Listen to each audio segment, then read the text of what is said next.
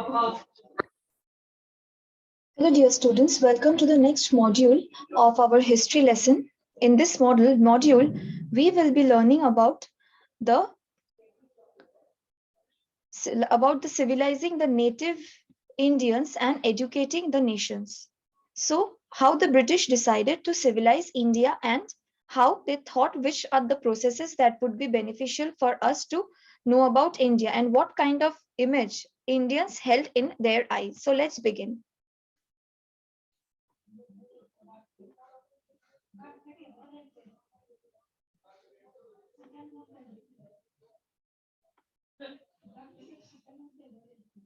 So the name of the module is Civilizing the Native and Educating the Nation. And the name of the sub-module here is How the British Saw Education, the Tradition of Orientalism, Grave Errors of the Past, and Why Education was Important for Commerce. All these will be in respect to the eyes of the British people. Okay, so here first we come with in front of the term Orientalism. Now, what is Orientalism? Let's see. So there are two names which should be remembered by us, especially the name of one person, that is William Jones. So who was William Jones? In 1783, Sir William Jones arrived in India, appointed as a junior judge of the Supreme Court. Jones was a linguist who had studied Greek and Latin at Oxford and knew French, English, Arabic, and Persian. Now, at Kolkata, he learned the subtleties of Sanskrit language, grammar, and poetry from the Pandits. He also studied ancient Indian texts on philosophy, religion, politics, morality, equity, medicine, and other sciences. And there was another person along with him who also thought that the way they were starting the term of Orientalism was good for the Indians. That is, his name was Sir Henry Thomas Colebrook. And also another person, Nathaniel Hallett. They were also interested in the ancient Indian heritage to master the Indian languages. And so what they did, they translated Sanskrit and Persian works into English. So Jones, along with them, set up two important things. One, he set up the Asiatic Society of Bengal and started a journal called Asiatic Researches. So ये जो तीन लोग थे, William Jones, Henry Thomas Colebrooke और Nathaniel Halhed, ये लोग क्या चाहते थे? इंडिया का जो पास्ट था उसको स्टडी करके इंडिया का सब कुछ सीख के, grammar, poetry, medicine, philosophy, religion, politics, morality, equity, ये सब सीख के वो क्या करना चाहते थे? इंडियंस को इसी सब में फर्दर नॉलेज देना चाहते थे, ताकि इंडियंस समझे कि वो लोग ऑलरेडी बहुत सुपीरियर थे, रह चुके हैं पास्ट में। और इसी विश्वास के साथ उन्होंने क्या किया? उन्होंने एशियाटिक सोसाइटी ऑफ बंगाल स्थापन किया और एशियाटिक रिसर्चेस नाम का एक जर्नल भी शुरू किया।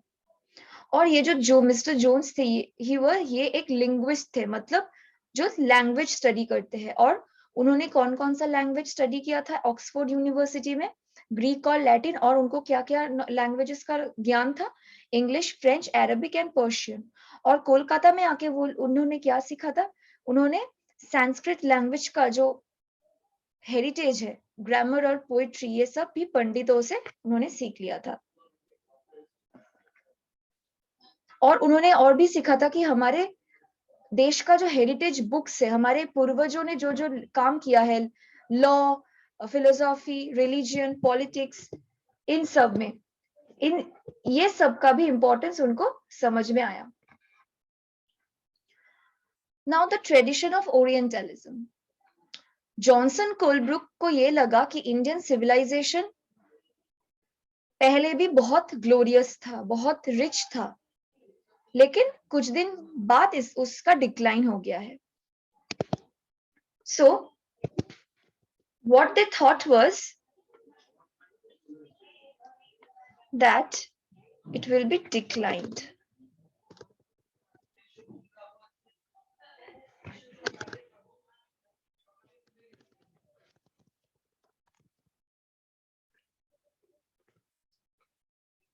तो उनको ये ऐसा लगता था कि इंडियन ट्रेडिशन पहले बहुत रिच था, लेकिन ग्रेजुअली उसका डिक्लाइन हो गया है।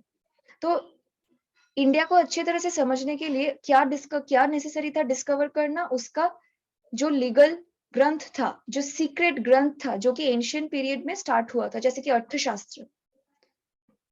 जोन्स और कोलब्रुक ने क्या किया, उन्होंने ये सब थोड़ा सा रिसर्च करके एंशियंट टेक्स्ट निकाला और उनका सब कुछ मीनिंग समझा, और ये जो उन्होंने निकाला वो सबको समझाने लगे और ट्रांसलेट करके ये सबको समझाने लगे कि Indian culture is already very rich.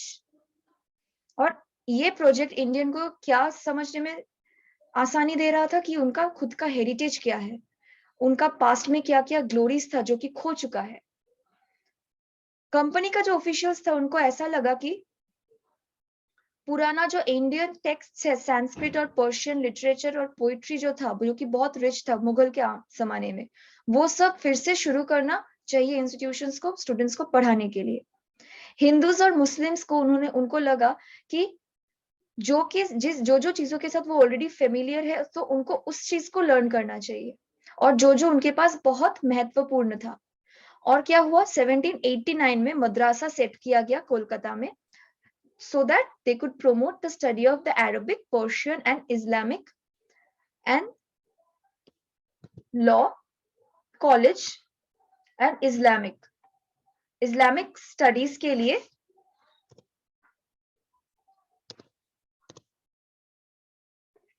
उन्होंने क्या किया, कॉलेज भी स्थापन किया, और क्या किया, हिंदू कॉलेज एस्टेब्लिश किया बनारस में इन 1791, और मद्रासा बनाया कोलकाता में। कौन कौन सा लैंग्वेज पढ़ने के लिए, अरबिक, पर्शियन, इस्लामिक लॉ।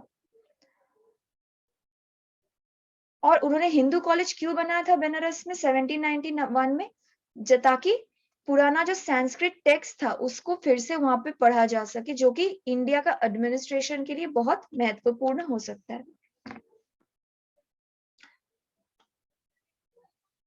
अब what is the grave errors of the past? The British officials started criticizing the Orientalist version of learning and said that knowledge of the East was full of errors in the unscientific thought. So it was thought that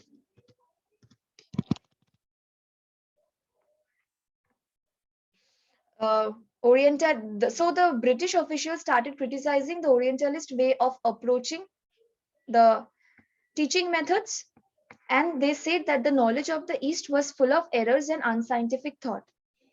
Eastern culture was not serious and light-hearted. James Mill was one of those who attacked the Orientalists. तो James मिल सबसे against में थे इस approach का, orientalist approach का।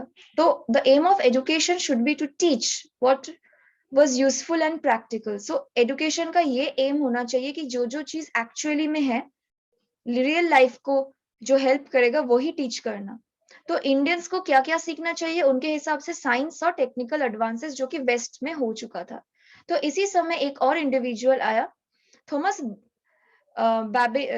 बैबिंगटन Macaulay thought that India was an uncivilized country that needed to be civilized. तो उनको लगा इंडियंस के अंदर सिविलाइजेशन नहीं है, तो उनको ऐसा लगा कि इसीलिए वेस्टर्न एजुकेशन को यहाँ पे दौड़ाना बहुत जरूरी है। और उन्होंने ये बोला कि ब्रिटिश गवर्नमेंट को इंडिया में ओरिएंटल लर्निंग के लिए पैसा बर्बाद नहीं करना चाहिए, क्योंकि इसका कोई प्रैक्टिकल यूजेज नहीं है। मैकाले ने ऐसे सोचा, ये जो this picture is of Thomas Babington Macaulay. So Macaulay thought English language would help Indians. उन्होंने को ऐसा लगा कि इंग्लिश लैंग्वेज इंडियंस को वर्ल्ड का सबसे अच्छा लिटरेचर जो कि प्रोड्यूस किया हुआ है western part of the world, मतलब यूरोप, ब्रिटेन, उस तरफ, तो वो एजुकेशन देना चाहिए ताकि उनको बहुत अच्छा लिटरेचर पढ़ने को मिले।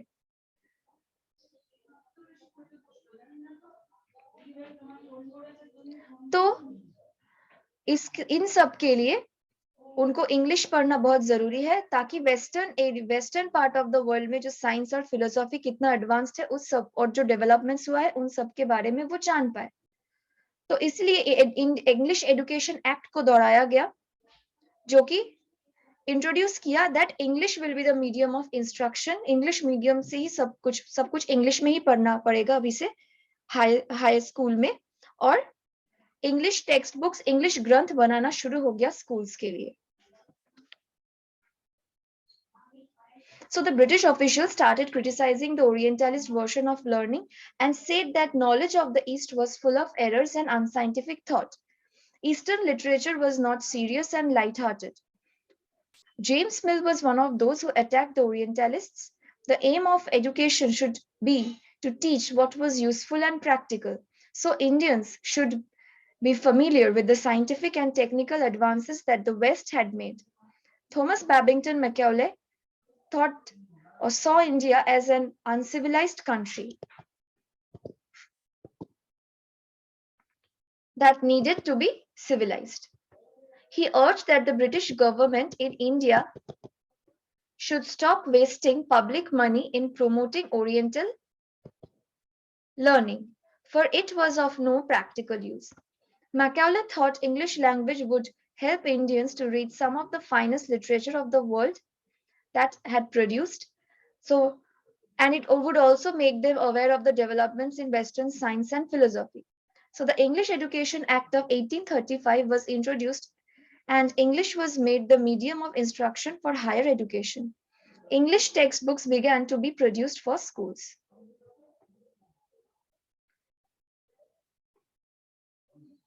So next we will learn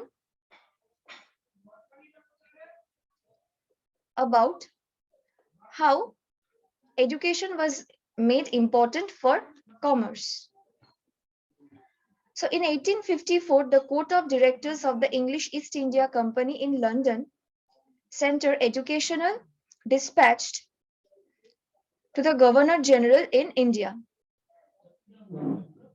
So क्या हुआ?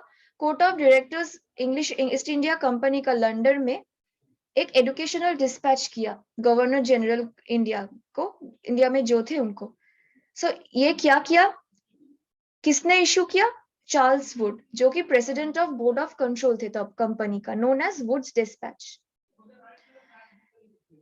ये एक आउटलाइन ड्रॉ किया था एजुकेशनल पॉलिसी का, जो कि इंडिया में फॉलो होगा और एम्फोसाइज करेगा प्रैक्टिकल बेनिफिट्स के बारे में, जो कि यूरोपियन लर्निंग में ही मिलता है, जो कि ओरिएंटल लर्निंग में नहीं मिलता है। और यूरोपियन लर्निंग से इंडियंस को क्या होगा? वो कितना ट्रेड एंड कॉमर्स एक्सपेंड किया जा सकता है, जैसे कि western part of the world में हो रहा था, यूरोपियन लाइफ में हो रहा था, उसका नॉलेज इंडियंस को मिलेगा।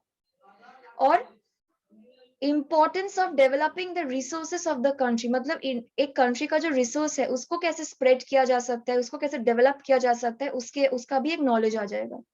और अगर यूरोपियन जैसे लाइफ लीड करते हैं उसी तरीके से अगर इंडियंस भी लाइफ लीड करे तो क्या होगा, उसका उनका टेस्ट और डिजायर वो भी चेंज होगा। और यूरोपियन लर्निंग से क्या होगा, इंडियंस का मॉरल कैरेक्टर भी इंप्रूव होगा, क्योंकि उनके हिसाब से इंडियंस वेर अनसिविलाइज्ड। और ब्रिटिश ने बहुत सारा ऐसा भी चीज चालू किया जहां मतलब 1854 का वुड्स डिस्पैच को फॉलो करके, जो कि educational departments of the government was built to extend control over all matters regarding education. जैसे कि अब हमारे यूनिवर्सिटी होता है जो कि कॉलेजेस को कंट्रोल करता है, ऐसे ही एजुकेशनल डिपार्टमेंट्स उन्होंने बनाया गवर्नमेंट का, जो कि एजुकेशन को लेके इस इंडिया में जो जो मैटर्स होगा, जो जो स्कूल्स होगा, क्या मीडियम ऑफ लर्निंग होगा, टीचिंग होगा, सब कुछ कंट्रोल करने वाला था। और सबसे पहले एक ऐसा सिस्टम बनाया गया जिसमें यूनिवर्सिटी एजुकेशन दिया जाएगा। और इन 1857 को क्या हुआ, यूनिवर्सिटीज बनाया गया कलकत्ता, मद्रास और बॉम्बे में। और बहुत सारा कोशिश भी ऐसे किया गया ताकि ये जो स्कूल एजुकेशन का सिस्टम है उसको और भी बेटर बनाया जाए और बहुत सारा इम्प्रूवमेंट्स लाया जाए। So this is how the British East India Company decided to develop or spread education in India, or this was their educational policy. I hope this is clear to all the students. Thank you.